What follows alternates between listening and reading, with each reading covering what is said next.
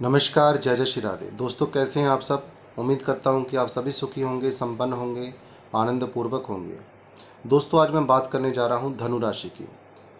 तो यदि आपकी जन्म कुंडली के हिसाब से, यदि चंद्र कुंडली के हिसाब से आपकी धनु राशि है, तो यह फलादेश आप सुन सकते हैं और यह फलादेश चंद्र राशि पर आधारित होगा। दोस्तों, मैंने टाइटल में लिखा है कि अभी अंत नहीं आरंभ है, तो इसके पीछे कोई वजह है जो मैंने टाइटल में दिया है लिख करके। क्यों कहा मैंने, उन्हीं सब बातों की चर्चा मैं अपनी वीडियो के माध्यम से करूंगा। तो बने रहें, जानकारी को पूर्ण सुने, तो आपको पता चल जाएगा कि मैंने ये शब्द क्यों कहे हैं। तो नमस्कार, मैं हूं एस्ट्रोलॉजर आशीष शर्मा और मेरे इस ज्योतिष चैनल एस्ट्रो 22 में आप सभी का हार्दिक अभिनंदन है, स्वागत है। दोस्तों, आज की चर्चा होगी धनु राशि पर।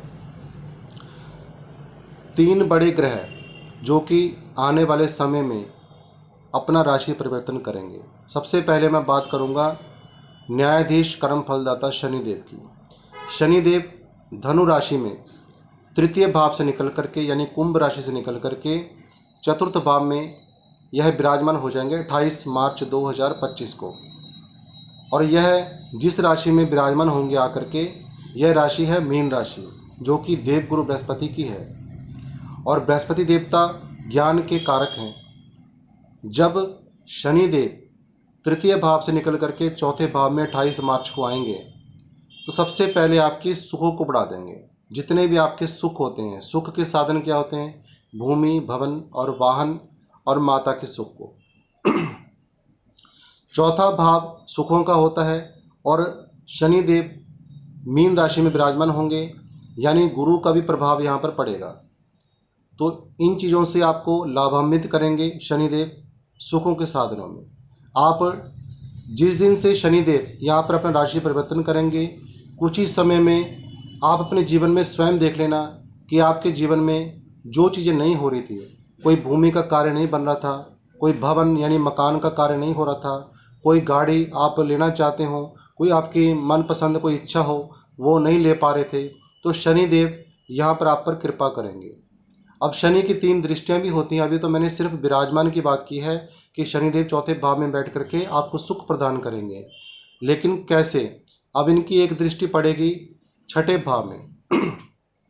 दोस्तों, यदि अभी तक आप बेरोजगार हैं, कोई आपको नौकरी सर्विस के कार्य नहीं बने, तो यहाँ पर निष्फिक्र होकर के आप 28 मार्च के बाद अपना इस चीज़ को आगे बढ़ा सकते हैं, नौकरी के लिए अप्लाई कर सकते हैं। बहुत अच्छी नौकरी मिलने की पूरे चांस है आपको, क्योंकि शनिदेव सबसे पहली कृपा यही करेंगे। जिनके पास रोजगार नहीं है, तो उनको रोजगार प्राप्त हो जाएगा यदि अप्लाई करते हैं। अब यहाँ पर यह अपनी अगली दृष्टि 7वीं दृष्टि से दसम भाव को भी देखेंगे। तो दसम भाव में देखने से आपके कर्म क्षेत्र को और मजबूत कर देंगे। यानी आप जहाँ भी कार्य कर रहे हैं, अपना काम कर रहे हैं, वर्क कर रहे हैं, चाहे आप व्यापार में हैं, चाहे आप नौकरी में पहले से ही हैं, तो आपको वहाँ पर आपकी तो प्रमोशन हो जाएगी। व्यापार है तो व्यापार में वृद्धि होनी शुरू हो जाएगी, क्योंकि दसम भाव में देखना और छठे भाव में देखना नौकरी वालों के लिए भी और व्यापारियों के लिए भी यही शनिदेव 28 मार्च के बाद करिश्मा करने वाले हैं। यानी ये मान के चलें, जो पावर अभी तक आपको शनिदेव की देखने को नहीं मिली, तो आने वाले समय में आप स्वयं देखेंगे। यानी आपके व्यापार क्षेत्र को भी इन्होंने मजबूत कर दिया और आपके नौकरी वाले स्थान को मजबूत कर दिया। रोग, ऋण, शत्रु, आपके जितने भी दुश्मन थे वह आपसे दूर होने शुरू हो जाएंगे, या उनके ऊपर उल्टा प्रहार होगा शनिदेव का। कोई कर्जा था वह दूर करेंगे। कोई कष्ट है आपके जीवन में, कोई दुख तकलीफ है, शारीरिक कष्ट है, उसको दूर कर देंगे। यानी कई बार क्या होता है कि लंबे समय से कोई बीमारी लगी होती है या कोई बीमारी परेशान कर रही होती है, शनिदेव की तीसरी दृष्टि जब पड़ेगी छठे भाव में, अपने मित्र के भाव में, तो यह सब कुछ सही होना शुरू हो जाएगा। दसम भाव में देखने से आपके कर्म क्षेत्र में वृद्धि होगी, आपकी प्रमोशन होगी, आपका मान सम्मान होगा, नाम होगा। अब इसके बाद इनकी 10वीं दृष्टि भी होती है, जो कि लगन में पड़ रही है। लगन में शनिदेव की दृष्टि पड़ने से आपके अंदर एक कॉन्फिडेंस लेवल जागेगा। यानी आपके अंदर एक कॉन्फिडेंस आएगा कि मैं कुछ करूं, और आपके अंदर जैसे ही ये कॉन्फिडेंस आएगा तो आप करेंगे भी, क्योंकि ये शनिदेव की आशीर्वाद होगा, उनकी कृपा होगी। यानी आप हेल्थ से भी सही रहेंगे और अपने कर्म के लिए भी सही रहेंगे और अपनी नौकरी सर्विस व्यापार के लिए बहुत बढ़िया शनिदेव आपके लिए करने वाले हैं। तो ये तो अभी शुरुआत है, इसी चीज़ के लिए मैंने कहा था कि ये अभी शुरुआत है, अंत नहीं है। अब अगली बात करूंगा देवगुरु बृहस्पति की। जैसे ही 14 मई का वह दिन आएगा, 14 मई को 1 साल बाद देवगुरु बृहस्पति भी अपना राशि को परिवर्तन कर लेंगे। यह शुक्र देव की राशि से निकल करके यानी वृष राशि से निकल करके यह मिथुन राशि में प्रवेश कर जाएंगे। और मिथुन राशि में जब प्रवेश करेंगे तो यह देवगुरु बृहस्पति सप्तम भाव में आकर के विराजमान हो जाएंगे, यानी छठे भाव से ये निकलेंगे और सप्तम भाव में पहुंच जाएंगे और पूरा 1 वर्ष तक 7वें घर में रहेंगे। अब जितने भी व्यापारी हैं उनके जीवन में, उनके व्यापार में 4 चांद लग जाएंगे जैसे ही देवगुरु बृहस्पति 14 मई को 7वें भाव में एंटर कर जाते हैं। 1 साल तक देवगुरु बृहस्पति कृपा करेंगे, शनिदेव 2.5 वर्ष तक करेंगे। अब यहाँ पर बैठ कर के आपके व्यापार को तो बढ़ाएंगे ही, जिनके विवाह शादी में विलंब हो रहा था उनका विवाह भी ये करवाएंगे, मंगल कार्य करवाएंगे। कोई पति पत्नी में, दाम्पत्य जीवन में कोई समस्याएं आ रही थी वह भी दूर होनी शुरू हो जाएंगी। यदि पार्टनरशिप में अभी आप सोच रहे हैं कि कोई कार्य करें तो उसके लिए भी धनु राशि वालों के लिए बहुत अच्छा समय है। तो ऐसे नहीं कहा मैंने, तो देवगुरु बृहस्पति यहाँ पर बैठ करके आपके जीवन को, आपके काम को, आपके व्यापार को 4 चांद लगा देंगे। बहुत आपको प्रॉफिट होगा, अच्छा रिजल्ट मिलेगा। 2026 क्या, 2027 क्या, आगे भी मतलब 2.5 साल तक तो शनि देव ही रहेंगे। देवगुरु बृहस्पति बेशक निकल जाएंगे 1 साल बाद, लेकिन 1 साल तक आपकी झोलियां खुशियों से भर देंगे। अब दोस्तों देवगुरु बृहस्पति की भी दृष्टियां होती हैं 5, 7, 9। 5वीं दृष्टि से 11वें भाव को देखेंगे, आ गया ना इनकम वाला भाव। तो 11वें भाव को जब ये देखेंगे तो शुक्र देव की राशि को देखेंगे। 11वां भाव होता है इनकम का, लाभ का। आपको लाभ कराएंगे अपने काम से और खूब लाभ होगा ये, यानी आपके व्यापार में वृद्धि कर देंगे, आपकी नौकरी सर्विस में आपकी तरक्की करा देंगे। अब इसके बाद इनकी अगली दृष्टि जो पड़ती है वह लगन में पड़ती है और लगन में ही शनिदेव की दृष्टि पड़ेगी। यानी आप बहुत प्लानिंग से चलेंगे, बहुत माइंड लगा करके चलेंगे और अपने कार्य में इतने बिजी हो जाएंगे कि आपको यह पता चलेगा बाद में कि हाँ मैं बहुत आगे बढ़ चुका हूँ। क्योंकि पहला भाव जो होता है जब शनि और गुरु की दृष्टि वहाँ पड़ेगी आपके व्यक्तित्व को मजबूत कर देगी। व्यक्तित्व होता है व्यक्ति का कॉन्फिडेंस, व्यक्तित्व होता है व्यक्ति का जो अंदर ऊर्जा होती है, उस ऊर्जा को बढ़ा देंगे, आपकी पर्सनैलिटी को बढ़ा देंगे। कुल मिलाकर के जब ये चीज़ें बढ़ेंगी तो आपके जीवन में इसका बहुत ज़्यादा असर पड़ेगा, अच्छा वाला। अब यहाँ से बैठ कर के देवगुरु बृहस्पति तीसरे भाव को भी देखते हैं।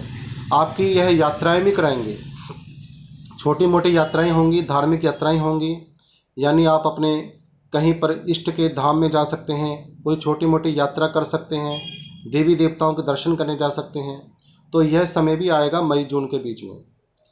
तो कुल मिलाकर के देवगुरु बृहस्पति यहाँ पर बहुत अच्छा कर रहे हैं और आपके जो जैसे हम कहते हैं लिंक, आपके लिंक सोसाइटी में बढ़ेंगे, समाज में बढ़ेंगे, जिसका फ़ायदा आपको बहुत होगा।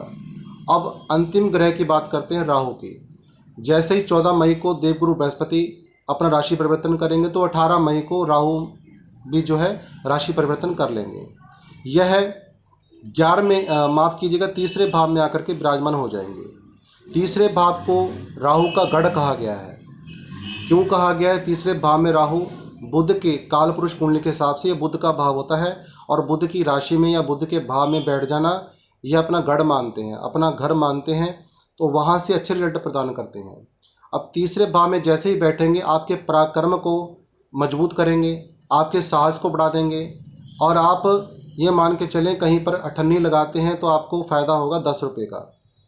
यानी कहीं पे इन्वेस्ट करते हैं कुछ पैसा तो आपको वहाँ पर फ़ायदा बहुत डबल ट्रिपल मिल जाएगा। यहाँ पर राहु भी आपको यात्राएं कराएंगे लेकिन उन यात्राओं का आपको लाभ भी होगा। छोटे भाई बहनों के साथ प्रेम प्यार रहेगा, जो मतभेद थे वह दूर हो जाएंगे। पंचम भाव में राहु की दृष्टि पड़ेगी तो यह है दाम्पत्य जीवन का और व्यापार का। अब यहाँ पर देवगुरु बृहस्पति हैं इसलिए राहु यहाँ पर कुछ नहीं बिगाड़ेंगे। देवगुरु बृहस्पति वहाँ पर आके विराजमान हो जाएंगे 4 दिन पहले ही। अगर डायरेक्ट राहु की दृष्टि पड़ती और गुरु वहाँ ना होते तो दाम्पत्य जीवन को बिगाड़ के रख देते हैं राहु।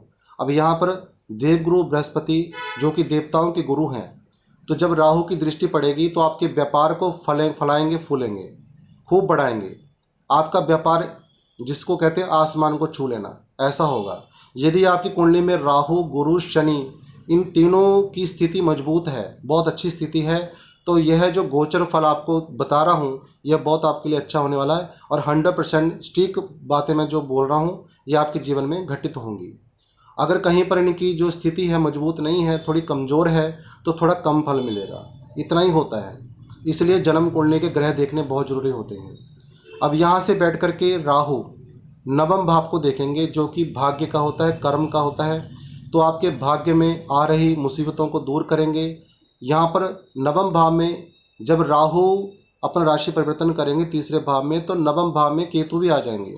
केतु आपको अध्यात्म से जोड़ेंगे, राहु भी आपकी इस चीज़ में सहायता करेंगे। कहने का भाव ये है कि यदि आप अध्यात्म से जुड़ जाते हैं 18 महीने के लिए, तो आपके जीवन में चमत्कार होने शुरू हो जाएंगे। क्यों? केतु है स्पिरिचुअल प्लैनेट, यह आपको अध्यात्म की तरफ जोड़ेंगे। सामने राहु बैठे हैं, राहु की दृष्टि पड़ेगी तो आपके अंदर वह उत्तेजना जागेगी कि मैं यह चीज़ करूं, कोई धर्म का काम करूं, कोई पुण्य का काम करूं, कोई यज्ञ आदि करूं, गरीबों की सहायता करूं। और करेंगे भी आप, और करेंगे तो रिजल्ट भी बहुत अच्छे मिलेंगे। यानी आपको भाग्य को बदलने के लिए ये चीज़ें अवश्य करनी पड़ेंगी। धर्म से जुड़ जाएं, अध्यात्म से जुड़ जाएं, तो आपको बहुत लाभ होने वाला है। राहु की अंतिम दृष्टि 11वें भाव में, जो कि मैंने आपको बताया कि लाभ का होता है। दोस्तों, इससे पहले मैंने आपको बताया कि गुरु की दृष्टि पड़ रही है, अब यहाँ से राहु की दृष्टि पड़ेगी। यानी आप गैर कानूनी तरीके से नहीं, कानूनी तरीके से, यानी एक नंबर बिल्कुल सही तरीके से आप पैसा कमाएंगे और बढ़िया तरीके से कमाएंगे। लेकिन बस यहाँ पर ये ध्यान रखना है, कहीं भी आपके माइंड में आता है कि मैं शॉर्टकट पैसा कमाऊँ, तो वो ना कमाएं, क्योंकि पैसा तो राहु देंगे, ये शॉर्टकट की तैयारी करते हैं। लेकिन देवगुरु बृहस्पति आपको शॉर्टकट मारने नहीं देंगे।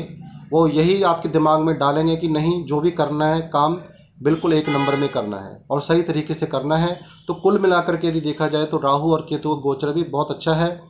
तो दोस्तों, यदि आज की जानकारी आपको अच्छी लगी हो तो लाइक ज़रूर करें, अपने मित्रों के साथ शेयर करें, चैनल को सब्सक्राइब करें। और यदि कोई भी व्यक्ति मुझसे अपॉइंटमेंट लेना चाहते हैं, कुंडली विश्लेषण करवाना चाहते हैं, तो दिए गए नंबर पर आप व्हाट्सएप मैसेज करें, अपॉइंटमेंट लें, परामर्श लें, शुल्क की जानकारी ले सकते हैं। लेकिन कृपया डायरेक्ट कॉल कोई भी ना करें। परामर्श लेने के बाद, अपॉइंटमेंट लेने के बाद आपकी मेरे से बात हो जाएगी। इसी के साथ आज की इस चर्चा को मैं यहीं विराम देता हूँ। नमो नारायण, जय जय श्री राधे।